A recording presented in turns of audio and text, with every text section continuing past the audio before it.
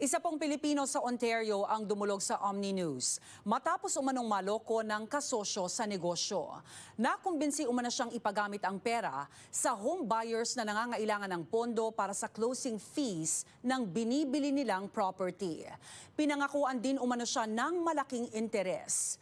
Pero ang retirement savings na ipinahiram ng biktima, hindi na po naibalik. Ang detalye sa report ni Paula Saraza.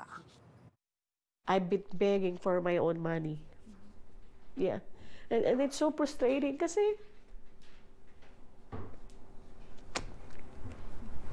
sa my savings.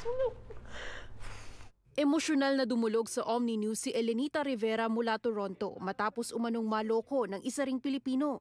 Walang natira sa ipon ang Pilipinong 2 dekada nang nagtatrabaho sa Canada. Ang utang sa kanya ng suspect, higit $40,000. Nakilala raw ni Rivera ang suspect sa isang online marketplace noong siya sana'y naghahanap ng mabibiling aso. Bagamat hindi natuloy ang transaksyong ito, nagkausap silang muli nang alokin siyang sumosyo sa negosyo noong 2023. Investment daw sa mga taong gustong bumili ng bahay na walang pang-closing. Sabi niya, malaki yung maganda yung interest. Paglalarawan ni Rivera, tumatayong third-party lender ang Pinoy at naghahanap ito ng investor, popondo o magpapahiram ng pera sa mga nag-aasam bumili ng tahanan pero walang sapat na budget. Kunyari, ako yung client, ikaw yung bangko, na ako yung client, pupunta sa bangko, hindi mo ako ma-approvean kasi wala akong enough funds. So, papasok siya ngayon. Ang perang ipinahiram ni Rivera mula sa kanyang Retirement Savings Plan o RRSP. January 2024, withdraw ko nga yung RRSP ko. Tapos, binigay ko sa kanya. Since nasa real estate siya, pinalabas niya kasi na magbibili ako ng bahay. So yung na-withdraw kong RRSP, walang tax. Hindi na ako nakatanggap ng pera since 2024.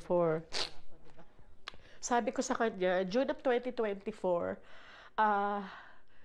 kung pwedeng kunin ko na lang yung kapital ko. Sabi ko, wag mo na lang, kahit walang interest, sabi ko, bigay mo na lang yung kapital ko. Ani Rivera, hindi raw ito ang unang beses na nakapanloko ang Pinoy at nasa 4 pa umanong mga biktima ang kumonekta na rin sa kanya at nagsampa na rin ng reklamo sa pulisya. Ang dami nga namin biktima pala na ginamit na yung pera ng mga to.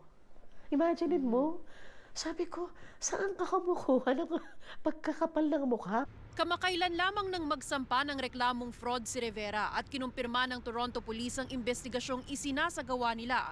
Pero dahil hindi pa nakakasuhan ang inirereklamong individual, hindi ito maaaring pangalanan sa ngayon.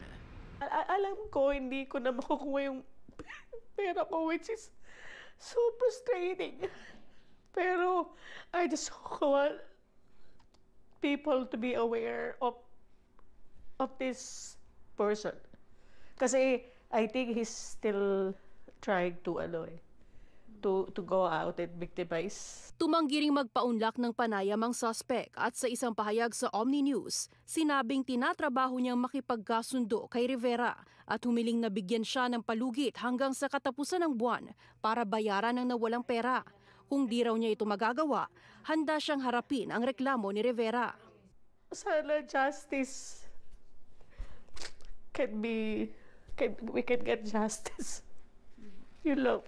Mananatiling bukas ang Omni News para marinig ang panig ng suspect. Paula Saraza, Omni News, Toronto.